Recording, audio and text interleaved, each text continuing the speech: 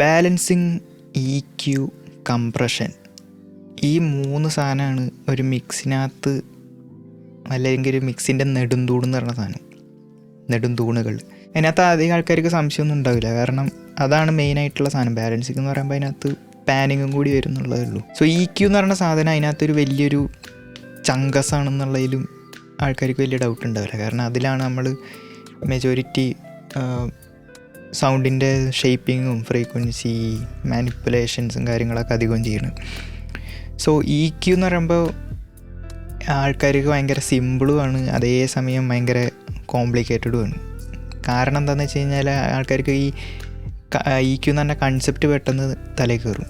അപ്പോൾ കംപ്രഷൻ പോലെ അധികം ഒരു കൺഫ്യൂഷൻ ഇല്ലാത്ത ഏരിയയാണ് EQ എന്ന് പറയുമ്പോൾ.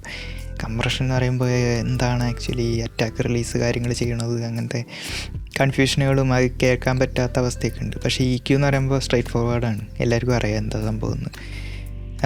ഓരോ ഫ്രീക്വൻസീസിൻ്റെ ആംപ്ലിറ്റ്യൂഡ് വേരി ചെയ്യാനും അതിന് പല ഷേപ്പുകളിൽ വേരി ചെയ്യാൻ പറ്റും, അങ്ങനത്തെ സിമ്പിൾ ബേസിക് കാര്യങ്ങളൊക്കെ തന്നെ. സോ EQ അത്ര സിമ്പിളാണെന്നുണ്ടെങ്കിലും ആൾക്കാർക്ക് ഒരുപാട് ഈ EQing എന്ന് പറഞ്ഞ പ്രോസസ്സിനകത്ത് ഒരുപാട് മിത്തുകളും അതേമാതിരി ഒരുപാട് റോങ് കൺസെപ്റ്റുകളും ഓവർ കോംപ്ലിക്കേഷൻസ്, അങ്ങനത്തെ ഒരുപാട് ഇഷ്യൂസ് ഉണ്ട്.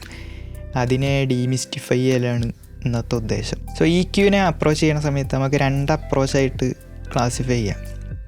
ഓക്കെ, ഒന്ന് കറക്റ്റീവ് EQ, ഒന്ന് കുറച്ചും കൂടി ഒരു ക്രിയേറ്റീവ് EQ. ഇങ്ങനെ സ്പെസിഫിക് ആയിട്ട് ടേംസ് പറയാൻ എപ്പോഴും പറഞ്ഞോളണമെന്നില്ല, പക്ഷേ ഞാനിപ്പോൾ തൽക്കാലം അങ്ങനത്തെ ഒരു ക്ലാസിഫിക്കേഷൻ ഉണ്ടാക്കാം. കറക്റ്റീവ് EQ എന്നുള്ളത് കോമൺ ആയിട്ട് യൂസ് ചെയ്യുന്ന ടേംസാണ്. സോ കറക്റ്റീവ് EQ എന്ന് പറയുമ്പോൾ പേര് സജസ്റ്റ് ചെയ്യുന്ന പോലെ തന്നെ അത് കറക്റ്റ് ചെയ്യാൻ വേണ്ടിയിട്ട് അല്ലെങ്കിൽ ഫിക്സ് ചെയ്യാൻ വേണ്ടിയിട്ട് യൂസ് ചെയ്യുന്ന EQ. ഇപ്പോൾ ഒരു സൗണ്ടിനകത്ത് നമ്മൾക്ക് ആവശ്യമില്ലാത്ത സാധനങ്ങളൊക്കെ എടുത്തൊഴിവാക്കുക, ഫിൽറ്റർ ചെയ്ത് കളയുക അല്ലെങ്കിൽ കട്ട് ചെയ്യുക, അങ്ങനെ ആ സൗണ്ടിനെ ഫിക്സ് ചെയ്തെടുക്കുന്ന അല്ലെങ്കിൽ കറക്റ്റ് ചെയ്തെടുക്കുന്ന EQ പ്രോസസ്സിനെ നമുക്ക് കറക്റ്റീവ് EQ എന്ന് പറയാം.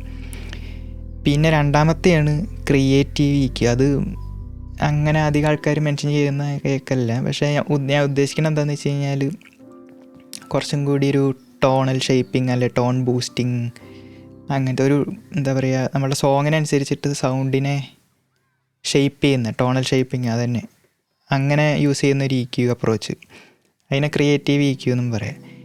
ഇതിനെ ക്രിയേറ്റീവ് EQ എന്ന് പറയുമ്പോൾ മറ്റേതിനകത്ത് ക്രിയേറ്റിവിറ്റി ഇല്ല എന്നല്ല, പക്ഷേ മിക്കവാറും അതിനകത്ത് കുറച്ചും കൂടി ഒരു പ്രോബ്ലം സോൾവിങ് തന്നെ ഒരു അപ്രോച്ചാണ് നടക്കുന്നത്.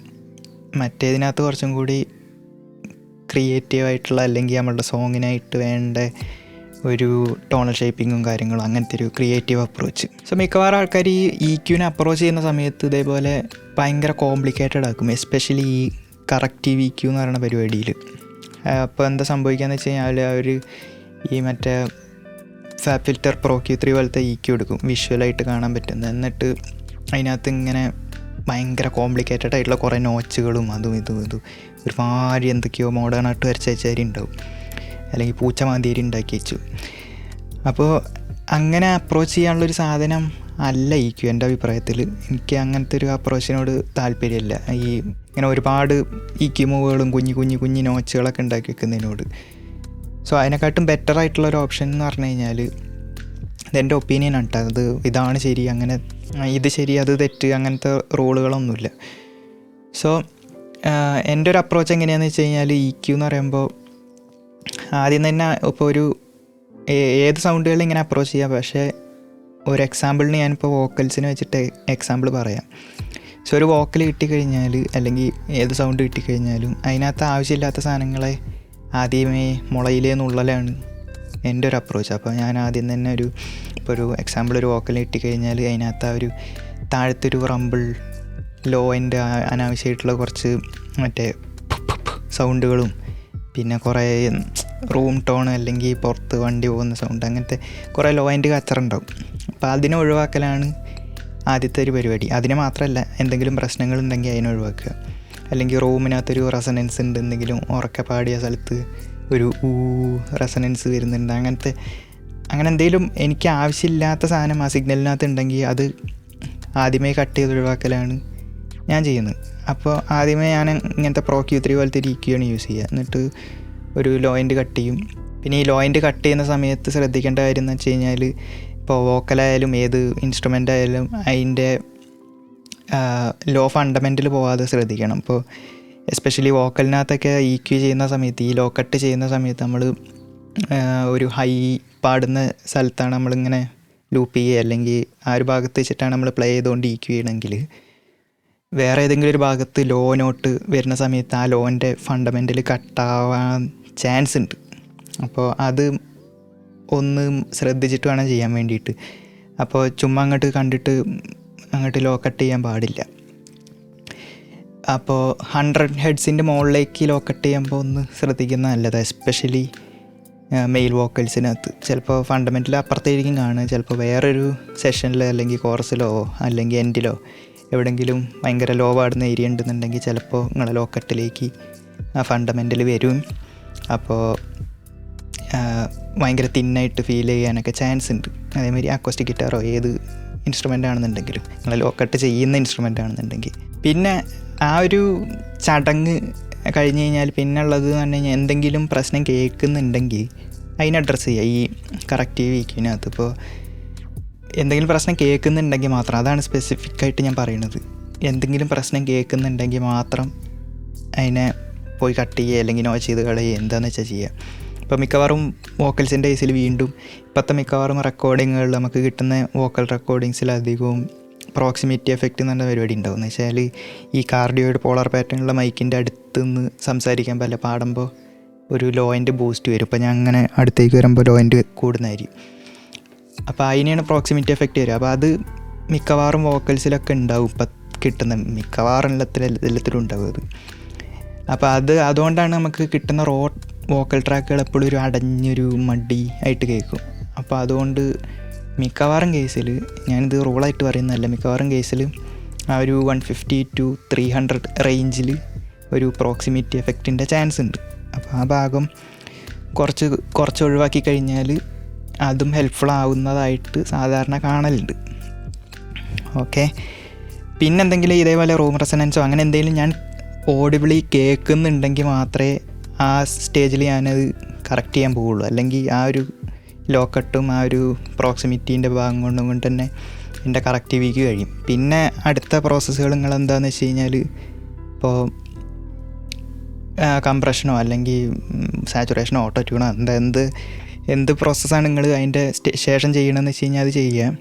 എന്നിട്ട് ആ കംപ്രഷനൊക്കെ കഴിഞ്ഞ് കുറച്ച് കഴിയുമ്പോഴാണ് നിങ്ങൾക്ക് എന്തെങ്കിലും ഒരു നാസ്റ്റി ഫ്രീക്വൻസി, ഇങ്ങനെ ഭയങ്കര ഒരു കുത്തലോ അങ്ങനെ എന്തെങ്കിലും ഒരു വൃത്തികേട് നിങ്ങൾക്ക് പിന്നെ കേൾക്കുകയാണെന്നുണ്ടെങ്കിൽ വേണമെങ്കിൽ എന്ത് ചെയ്യുക, ഒന്നെങ്കിൽ അടുത്തൊരു EQ ഇട്ടിട്ട് അതിനകത്ത് ഈ പറഞ്ഞ രീതി സോൾവ് ചെയ്യാം, അല്ലെങ്കിൽ ഈ പറഞ്ഞ ആദ്യത്തെ EQ തന്നെ ഒന്നും കൂടി തുറന്നതിന് ശേഷം അതിനകത്ത് നിങ്ങൾക്ക് കേൾക്കുന്ന ആ ഫ്രീക്വൻസി മാത്രം അറ്റാക്ക് ചെയ്യുക. അപ്പോൾ ആ ഒരു റേഞ്ച് ഏകദേശം ഒന്ന് ഗസ് ചെയ്യുക. അപ്പോൾ ഒരു 3K 2K ആ ഒരു റേഞ്ചിലാണ് ഒരുമാതിരി ഹാർഷ്നെസ് ഫീൽ ചെയ്യണമെന്നുണ്ടെങ്കിൽ ആ ഒരു റേഞ്ച് ആദ്യം ഗസ് ചെയ്തിട്ട് അവിടെ പോയിട്ടൊരു ചെറിയൊരു ബെല്ലുണ്ടാക്കിയതിന് ശേഷം അതിങ്ങനെ സ്വീപ്പ് ചെയ്യുക. നിങ്ങൾക്ക് അറിയാലോ ടെക്നിക്ക്, സ്വീപ്പ് ചെയ്തിട്ട് കണ്ടുപിടിക്കുക. അപ്പം എന്ന് പറഞ്ഞു കഴിഞ്ഞാൽ നമ്മളുടെ ചെവി കുറച്ചും കൂടി ട്യൂൺഡാവും. അല്ലാതെ ഒന്നും അറിയേണ്ട പ്രശ്നം ഉണ്ടോ എന്ന് അറിയാൻ വേണ്ടിയിട്ട് വെറുതെ ഇങ്ങനെ ഒരു ഈഫൽ ടവർ മാതിരി ഒരു സാധനം ഉണ്ടാക്കിയിട്ട് ഇങ്ങനെ വെച്ചുകൊണ്ട് പോയി കഴിഞ്ഞാൽ എന്തായാലും നിങ്ങൾ ഒരു 3-4K എത്തുമ്പോൾ എന്തായാലും നിങ്ങൾക്ക് പ്രശ്നം കേൾക്കും. കാരണം ആ റേഞ്ചിൽ അത്രയും ബൂസ്റ്റ് ചെയ്ത് കഴിഞ്ഞാൽ ചെറിയ ചേഞ്ച് വന്നാൽ തന്നെ ഇയേഴ്സ് ഭയങ്കര സെൻസിറ്റീവാണ്, ഭയങ്കര ബാഡായിട്ട് തോന്നും. അപ്പോൾ നിങ്ങളിങ്ങനെ വലിയ ഈഫൽ ടവറൊക്കെ ഉണ്ടാക്കിയിട്ട് ഇങ്ങനെ സ്വീപ്പ് ചെയ്യാൻ നിന്ന് കഴിഞ്ഞാൽ എന്തായാലും അവിടെ പ്രശ്നമായിട്ട് തോന്നും. മിക്കവാറും അങ്ങനെ EQ ചെയ്യുന്ന ആൾക്കാരുടെ വോക്കൽ EQ നോക്കിക്കഴിഞ്ഞാൽ അറിയാം, ആ ഒരു ഭാഗത്ത് കുറേ നോച്ചുകളുണ്ടാവും. അതിന് കാരണം ഈ ഇല്ലാത്ത പ്രശ്നം ഉണ്ടാക്കിയിട്ട് അത് സോൾവ് ചെയ്യുന്നതാണ്. അപ്പോൾ എന്തെങ്കിലും പ്രശ്നം കേട്ടാൽ മാത്രം ആ ഒരു റേഞ്ച് ഗസ് ചെയ്യുക, എന്നിട്ട് ആ ഭാഗം ആ ഒരു കേട്ട പ്രോബ്ലത്തിനെ മാത്രം ഫിക്സ് ചെയ്യുക. വെറുതെ പ്രോബ്ലം തേടി പോകുന്നത് അത്ര നല്ല അപ്രോച്ചല്ല. അപ്പോൾ അതാണ് എൻ്റെ കറക്റ്റീവ് EQനോടുള്ള അപ്രോച്ച്. എന്തെങ്കിലും കേട്ടാൽ മാത്രം അതിനെ അഡ്രസ്സ് ചെയ്യുക, അല്ലാതെ പ്രോബ്ലം തേടി പോകണ്ട. പിന്നെ ഈ വലിയ ടവർ ഉണ്ടാക്കാൻ നിൽക്കണ്ട. ഈ സ്വീപ്പ് ചെയ്ത് EQ ചെയ്യുന്ന സമയത്ത് ഞാൻ പറഞ്ഞ ഈ പ്രോബ്ലംസ് ഗസ് ചെയ്യുക, അവിടെ ഒരു ചെറിയൊരു നിപ്പിൾ ഷേപ്പിലൊരു കർവ് ഉണ്ടാക്കുക, ഇങ്ങനെ സ്വീപ്പ് ചെയ്യുക. വെറുതെ ഇങ്ങനെ ഭയങ്കര സ്റ്റീപ്പായിട്ടുള്ള ടവർ ഉണ്ടാക്കാൻ നിന്ന് കഴിഞ്ഞാൽ എന്തായാലും നിങ്ങൾക്ക് ഒരുപാട് ഫ്രീക്വൻസീസ് ബാഡായിട്ട് തോന്നും. അത്ര ഷാർപ്പിൽ ഏത് ഫ്രീക്വൻസി ബൂസ്റ്റ് ചെയ്ത് കഴിഞ്ഞാൽ അത് ബാഡാവും. അപ്പോൾ അങ്ങനെ പ്രശ്നം സോൾവ് ചെയ്യാൻ നടക്കുന്നതിനെക്കാട്ടും നല്ലത് ഗസ് ചെയ്യുക, അവിടെ ചെറിയൊരു ബൂസ്റ്റ് ഉണ്ടാക്കുക, സ്വീപ്പ് ചെയ്യുക, പ്രശ്നം കണ്ടുപിടിച്ച് കഴിഞ്ഞാൽ കട്ട് ചെയ്യുക. അത്ര മാത്രം ചെയ്താൽ മതി. അതാണ് കറക്റ്റ് EQ ചെയ്യാനുള്ള ഒരു നല്ല അപ്രോച്ചായിട്ട് എനിക്ക് തോന്നിയുള്ളത്. നിങ്ങളുടെ അപ്രോച്ച് തെറ്റായിരിക്കും എന്നല്ല. അടുത്ത് ക്രിയേറ്റീവ് EQ അല്ലെങ്കിൽ ടോൺ ഷേപ്പിംഗ് അല്ലെങ്കിൽ ടോൺ ബൂസ്റ്റിംഗ് എന്നൊക്കെ പറയുന്ന പരിപാടി. ഇതെന്ന് പറഞ്ഞു കഴിഞ്ഞാൽ കുറച്ചും കൂടി ക്രിയേറ്റീവാണ്. അതുകൊണ്ട് തന്നെ ഇതേമാതിരി ഒരു ഗൈഡ് ലൈൻ ഒന്നും പറയാനൊന്നുമില്ല അധികം. കാരണം നിങ്ങളുടെ സോങ് കേൾക്കുക, നിങ്ങളുടെ സോങ്ങിനെ അപ്രോച്ച് ചെയ്തിട്ട് അപ്രോപ്രിയേറ്റായിട്ട് കാര്യങ്ങൾ ചെയ്യുക. ടോണൽ ഷേപ്പിംഗ്, ഇപ്പോൾ നിങ്ങളുടെ വോക്കൽ ഭയങ്കര ബ്രൈറ്റാണ്, നിങ്ങളുടെ സോങ് ഭയങ്കര ഒരു ഡൾ സോങ് ആണ് വേണ്ടതെന്നുണ്ടെങ്കിൽ നിങ്ങൾക്ക് അവിടെ ഹൈ എൻഡ് കട്ട് ചെയ്യുക അല്ലെങ്കിൽ ഷെൽവ് ചെയ്യുക, എന്താ ആവശ്യം വെച്ചിട്ട് ചെയ്യാൻ പറ്റും. അല്ലെങ്കിൽ ഹൈ എൻഡ് ബൂസ്റ്റ് ചെയ്യലായിരിക്കും മിക്കവാറും സോങ്ങുകളിലൊക്കെ ആവശ്യം വരിക. അപ്പോൾ ഹൈ എൻഡ് ബൂസ്റ്റ് ചെയ്യുക, ഒരു എയറി സൗണ്ട് കിട്ടാൻ വേണ്ടിയിട്ട് പല അനലോഗ് EQs യൂസ് ചെയ്യാൻ പറ്റും. അപ്പോൾ അങ്ങനെ പല ഫ്ലേവറിലുള്ള EQs യൂസ് ചെയ്യുക, എന്ത് വേണേലും ചെയ്യാം. അപ്പോൾ അതിന് വേണ്ടിയിട്ട് ഈ ക്രിയേറ്റീവ് EQ അല്ലെങ്കിൽ ടോണൽ ഷേപ്പിങ്ങിന് വേണ്ടിയിട്ട് ഞാൻ റെക്കമെൻഡ് ചെയ്യണത് ഈ Pro Q3 പോലത്തെ EQs യൂസ് ചെയ്യുന്നതിനെക്കാട്ടും കുറച്ചും കൂടി അനലോഗ് സ്റ്റൈൽ നോബുകളൊക്കെ ഉള്ള വിഷ്വലി കാണിക്കാത്ത EQs യൂസ് ചെയ്യണതാണ്. അതിന് കാരണം എന്താണെന്ന് വെച്ച് കഴിഞ്ഞാൽ ഈ വിഷ്വലി കാണുന്ന EQസിൽ നമ്മളെന്തെങ്കിലും ഈ ടോണൽ അല്ലെങ്കിൽ ക്രിയേറ്റീവായിട്ടുള്ള കാര്യങ്ങൾ ചെയ്യാൻ നേരത്ത് നമ്മൾ ആ ചിത്രം കണ്ട് ചെയ്യാനുള്ള ചാൻസ് ഉണ്ട്.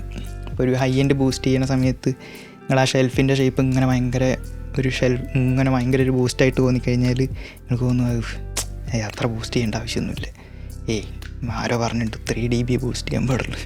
അപ്പോൾ അങ്ങനെ ആ ഒരു ഷേപ്പൊക്കെ ഭയങ്കര അബ്സേർഡായിട്ട് തോന്നുമ്പോൾ നമ്മൾക്ക് അതിനകത്ത് നമ്മൾ ബാക്ക് ഓഫ് ചെയ്യാൻ ചാൻസ് ഉണ്ട്. അപ്പോൾ അതിനെക്കാട്ടും നല്ലത് ഈ SSLൻ്റെയോ അല്ലെങ്കിൽ APIയോ നീവോ ഉൾട്ടക്കോ അങ്ങനത്തെ ഏതെങ്കിലും ഒരു അനലോഗ് EQ എടുത്തു കഴിഞ്ഞാൽ ജസ്റ്റ് നോബുകൾ മാത്രമുള്ളതാണെന്നുണ്ടെങ്കിൽ ഈ ഷേപ്പുകളും അല്ലെങ്കിൽ നോബിൻ്റെ വാല്യൂം നോക്കാണ്ട് കുറേയും കൂടി കേട്ട് ചെയ്യാനുള്ള ചാൻസ് കൂടും. അപ്പോൾ അങ്ങനത്തെ EQസിന് അങ്ങനത്തെയും കൂടി ഒരു ഗുണമുണ്ട്. നമ്മൾ കുറച്ചും കൂടി ഇയേഴ്സിനെ ഡിപ്പെൻഡ് ചെയ്യും. അതേമാതിരി ഇയേഴ്സ് കുറച്ചും കൂടി ട്യൂൺ ഉണ്ടാവും, ആവശ്യത്തിന് ചെയ്യാനുള്ളൊരു കറേജ് കിട്ടും. മറ്റേത് കുറച്ചും കൂടി ഒരു വിഷ്വലായതുകൊണ്ട് കണ്ട് ചെയ്യാനുള്ളൊരു ചാൻസ് ഉണ്ട്. സോ അതേമാതിരി ഓരോ അനലോഗ് എലിമിനേഷനുള്ള ഓരോ EQs യൂസ് ചെയ്ത് കഴിഞ്ഞാൽ പല ഫ്ലേവറും കിട്ടും. ഇപ്പോൾ പുൾടെക്കിൻ്റെ ഹൈ എൻഡ് പോലെ ഇരിക്കില്ല നീവിൻ്റെ ഹൈ എൻഡ്, അതേപോലെ ഇരിക്കില്ല APIൻ്റെ SSLൻ്റെ ഹൈ എൻഡിന് മാത്രമല്ല ഓരോ ബാൻഡിനും ഓരോ ആ ഒരു ടോണാലിറ്റിയും സർക്യൂട്ടിൻ്റെ സൗണ്ടുകളും കാര്യങ്ങളൊക്കെ ഉണ്ടാവും. സോ അത് നമുക്ക് നമ്മളെ സോങ്ങിൽ ആവശ്യം പോലെ യൂസ് ചെയ്യാനും പറ്റും. അങ്ങനത്തെ ഈ അനലോഗ് സ്റ്റൈല് നോബുകളുള്ള EQs യൂസ് ചെയ്യുന്നതുകൊണ്ട്. അതാണ് എൻ്റെ ഒരു ഈ ക്രിയേറ്റീവ് അല്ലെങ്കിൽ ടോൺ ഷേപ്പിംഗ് EQസിനോട് പറയാനുള്ളൊരു കാര്യം. പിന്നുള്ളൊരു EQനെ പറ്റി പറയാനുള്ളൊരു കാര്യം, വാല്യൂസ്, അബ്സല്യൂട്ട് വാല്യൂസ് പഠിച്ചു വെക്കുന്നതിൽ കാര്യമില്ല. എസ്പെഷ്യലി ഈ മറ്റേ ഇൻസ്റ്റാഗ്രാമിലും ചില യൂട്യൂബ് വീഡിയോസിലൊക്കെ കാണലുണ്ട്, നിങ്ങൾ സ്പെസിഫിക്കായിട്ട് ചില വാല്യൂസ് പറയും. ഇപ്പോൾ 250 Hz കട്ട് ചെയ്യുക, അപ്പോൾ ഡ്രംസിനകത്ത് 300 കട്ട് ചെയ്യുക, അങ്ങനെ. അതേമാതിരി 3 dB മാത്രമേ ബൂസ്റ്റ് ചെയ്യാൻ പാടുള്ളൂ, 2 dBയിൽ കൂടുതൽ കട്ട് ചെയ്യാൻ പാടില്ല. അങ്ങനത്തെ ഓരോ കറക്റ്റ് വാല്യൂ വെച്ച് പറയുന്ന ചില ആൾക്കാരുണ്ട്. അങ്ങനെ പറയുന്നതിൽ കാര്യമില്ല. കാരണം അത് നമ്മളെ സോഴ്സിനെ ഡിപ്പെൻഡ് ചെയ്യും. ഇപ്പോൾ ഒരു ഡ്രംസിനകത്ത് 300 കട്ട് ചെയ്യണം എന്ന് അങ്ങോട്ട് നിയമം പറഞ്ഞു കഴിഞ്ഞാൽ എല്ലാ ഡ്രംസിനകത്ത് ആവശ്യം വരില്ല 300 കട്ട്. ഒരു ജനറൽ ഏരിയ പറഞ്ഞു കഴിഞ്ഞാൽ ഓക്കെ ഇരിക്കും. അങ്ങനെ പഠിച്ചേക്കണം കുറച്ചും കൂടി ഹെൽപ്ഫുൾ ആയിരിക്കും. ഇപ്പോൾ ഞാൻ ഇപ്പോൾ നേരത്തെ പറഞ്ഞതിൽ തന്നെ പ്രോക്സിമിറ്റി എഫക്റ്റ് എന്ന് പറയുമ്പോൾ ഒരു 150 to 300 റേഞ്ചിലായിരിക്കും എന്ന് പറയുമ്പോൾ ആ ഒരു റേഞ്ചിൽ എവിടെ വേണമെങ്കിലും വരാൻ പറ്റും. അപ്പോൾ ആ പ്രോബ്ലം വരുമ്പോൾ ആ ഒരു റേഞ്ചിലേക്ക് നോക്കിയാൽ മതി. അല്ലാണ്ട് ഒരു സ്പെസിഫിക് ഫ്രീക്വൻസി പറഞ്ഞിട്ട് ഇപ്പോൾ 250 Hz വോക്കലിൽ കട്ട് ചെയ്യുക, അപ്പോൾ ബോക്സിനസ് പോകുന്നു അങ്ങനെയൊക്കെ പറഞ്ഞു കഴിഞ്ഞാൽ അതിപ്പോൾ എല്ലാ വോക്കലിനും അങ്ങനെ പറയാൻ പറ്റില്ല. ഇപ്പോൾ എൻ്റെ വോക്കൽ മാതിരിക്ക് പ്രോപ്പർലി റെക്കോർഡ് ചെയ്താണെന്നുണ്ടെങ്കിൽ എനിക്ക് ബോക്സിനസ് ഉണ്ടാവില്ല, പിന്നെ ഞാൻ അതിനെ 250ൽ പോയി കട്ട് ചെയ്യേണ്ട ആവശ്യം. സോ സോഴ്സിനെ ഡിപ്പെൻഡ് ചെയ്യും, റെക്കോർഡിങ്ങിനെ ഡിപ്പെൻഡ് ചെയ്യും, ആളെ ഡിപ്പെൻഡ് ചെയ്യും, പാടുന്ന പാട്ടിനെ ഡിപ്പെൻഡ് ചെയ്യും. അപ്പോൾ അങ്ങനെ ആ ഓവറോൾ നമ്മുടെ സിഗ്നലിനെ ഡിപ്പെൻഡ് ചെയ്യുന്ന കാര്യങ്ങളാണ് അങ്ങനത്തെ കാര്യങ്ങൾ. അപ്പോൾ അതുകൊണ്ട് തന്നെ വാല്യൂസ് ഇങ്ങനെ സ്പെസിഫിക് വാല്യൂസ് കാണാൻ പഠിക്കുന്നതിൽ കാര്യമില്ല. ഇപ്പോൾ സിബിലൻസിൻ്റെ കാര്യത്തിൽ സിബിലൻസ് ഇപ്പോൾ ചില സോങ്ങിൽ 8K റേഞ്ചിലിരിക്കും, ചില സോങ്ങിൽ ചിലപ്പോൾ 10K 12K റേഞ്ചിലിരിക്കും, ചില സോങ്ങിൽ 5K 6K റേഞ്ചിലിരിക്കും. അപ്പോൾ അത് കാണാൻ പഠിക്കാൻ പറ്റില്ല, നമുക്കൊരു റേഞ്ച് പറയാനേ പറ്റുള്ളൂ. ഇപ്പോൾ സിബിലൻസിൻ്റെ കേസിൽ ഇപ്പോൾ എനിക്ക് പറയാൻ പറ്റും ഒരു 6K 5K ടു ഒരു 12K വരെ, ആ റേഞ്ചിൽ എവിടെ വേണേലും ഈ സിബിലൻസിൻ്റെ ഇഷ്യൂ വരാം. അതേമാതിരി പ്രോക്സിമിറ്റി എഫക്റ്റ് ആ ഒരു റേഞ്ചിൽ വരാം. അങ്ങനെ റേഞ്ച് പഠിച്ചു വെച്ച് കഴിഞ്ഞാൽ കുറച്ചും കൂടി ഹെൽപ്ഫുൾ ആയിരിക്കും. പക്ഷേ ഈ വാല്യൂ അബ്സല്യൂട്ടായിട്ട് പഠിക്കരുത്. അതേമാതിരി എത്ര കട്ട് ചെയ്യണം എത്ര പോസ്റ്റ് ചെയ്യണം എന്നുള്ളത് സിഗ്നലിനെ ഡിപ്പെൻഡ് ചെയ്യും. സോ ആദ്യം വാല്യൂ പഠിച്ചു വെക്കരുത്. സോ അത്രയൊക്കെ ഉള്ളൂ EQനെ പറ്റിയിട്ട് എനിക്ക് ഇപ്പോൾ പറയാനുള്ളൂ. ഓർമ്മയുള്ളത് ബാക്കി എന്തെങ്കിലും വേറെ വീഡിയോയിൽ പറയാം. സോ ഇത് ഹെൽപ്ഫുൾ ആവുന്നുള്ള ആർക്കെങ്കിലുമൊക്കെ ഈ മിക്സിങ്ങും പ്രൊഡക്ഷനൊക്കെ സ്റ്റാർട്ട് ചെയ്യുന്നതോ ജസ്റ്റ് സ്റ്റാർട്ട് ചെയ്ത് തുടങ്ങിയ ആൾക്കാർക്കൊക്കെ നിങ്ങൾ ആർക്കെങ്കിലും അറിയുന്നുണ്ടെങ്കിലൊക്കെ ഷെയർ ചെയ്യുക. ഞാൻ ഇതുവരെ അങ്ങനെയൊന്നും പറഞ്ഞിട്ടില്ല എന്നാലും അപ്പോൾ അത്രയേ ഉള്ളൂ. താങ്ക്സ്.